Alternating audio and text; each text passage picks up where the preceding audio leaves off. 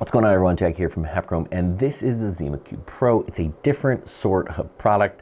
This is something called an NAS, and that is a network attached storage. This is basically a computer with a bunch of hard drives. You can store a lot of information. If you have a lot of pictures, a lot of video, a lot of important data, a NAS system is an awesome way to store it safely. And actually, this is perfect for me. I was talking to Chris, about a month ago that we should probably consider something like a NAS system. He's like, Jack, what the heck is that? I said, well, it's basically a computer with a bunch of hard drives that we can start storing our pictures and video. And I want something that I can access and he can access. And this does that. This is awesome. It is great for workflow. It is great for storage. And it has built-in redundancy. So if something goes wrong on my hard drive, it's automatically backed up on the other one. And it also backs up my computer. So this has a lot of real functionality for me personally and for me as we run Chrome. So this is basically how it works, right? You get this deal here. It's a computer. This is the ZimaCube Pro. It's got a 12th gen Intel i5 core CPU. It's the 1235U, I believe. That's 10 cores running 4.4 gigahertz. It's got 16 gigs of RAM, DDR5, and it's got a built-in solid state drive, 256 gig.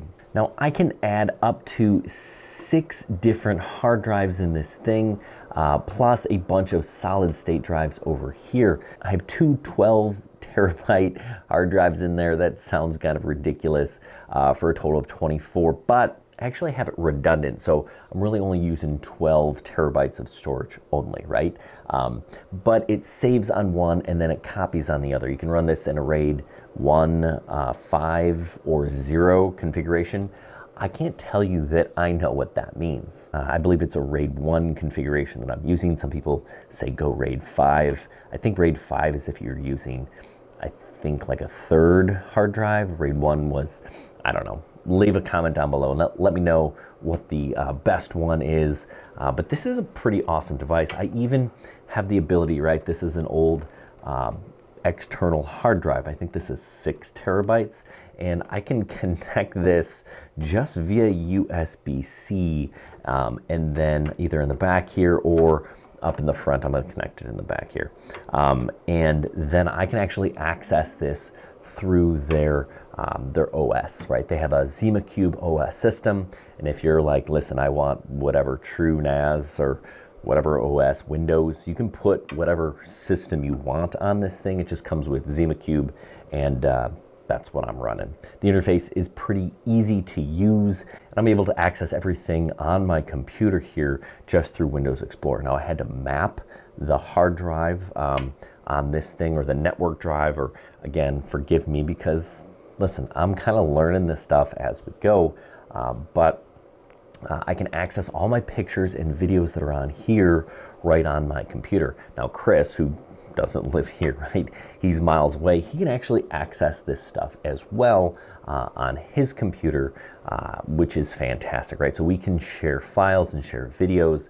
Now, I can edit directly because this is on my network, right? I can literally, I just produced a video yesterday where all of, or I guess I should say most of the videos were on this thing, and they were connected to my network, not directly to my computer. And I was able to edit a video right from this. So that was really cool. Now, I don't think Chris could do that. I don't think it's quite fast enough over the interwebs, but he can certainly download the videos to his computer from mine and then create the video that way. I'm really impressed, and I was really happy to see that. Now, there are a ton of different connections on this thing. We have some up in the front. We have both USB-A and USB-C up in the front. Like I said, you can connect an external hard drive and just kind of load up on the extra storage on this.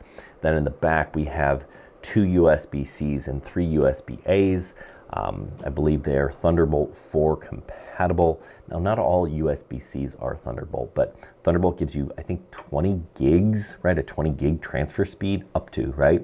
That's pretty impressive. Then I have 3 Ethernet ports back here. One of it is 1 gig / 10 gigs, and the other 2.5 gig. which is cool. I have an HDMI and then another video port feed. I don't actually know what the name of that one is. It looks kind of like an HDMI, but it's flat. I don't know. Again, like I said, I am new to this. So far, I'm enjoying the use of this thing, but it does have a few things that you kind of need to know. Now, I'm running a Windows computer, but if you're using an Apple computer, it should be just basically plug and play. I guess they kind of built this with the Apple user in mind, and that was a pretty good Windows test case for them here. But we got this up and running.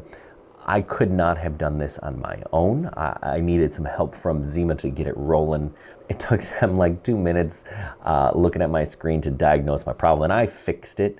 Do your research if you got a Windows computer, or reach out to the guys at ZimaCube. They're pretty darn helpful. I also don't like this fan in the back. It is incredibly noisy. Now I know swapping out a fan is a fairly basic task, and I will probably do that because yeah, this thing is constantly whirring. I'm not sure how much of that you're picking up because I've got this lav mic here, but I'm sure you can kind of hear it in the background, and I'll play that noise for you so you can. Again, when I record videos, I typically don't have this thing on because it's pretty noisy. Overall, I'm pleased with it. I'm really excited to have something like this to save my pictures and videos. Listen, I'm a perfect candidate for this, and if you take lots of pictures and video and you want to make sure that they're saved and they're safe and they're backed up, this is a great idea and definitely something you should consider. If you're looking for one of these things, I'll have a link down below. It may or may not be an affiliate link. If you have questions for me, leave them down in the comments below. But again, I am not an expert here. I'm just kind of learning this as we go. But if you're looking for storage, a NAS system is definitely something you should consider. Hey, thanks for watching.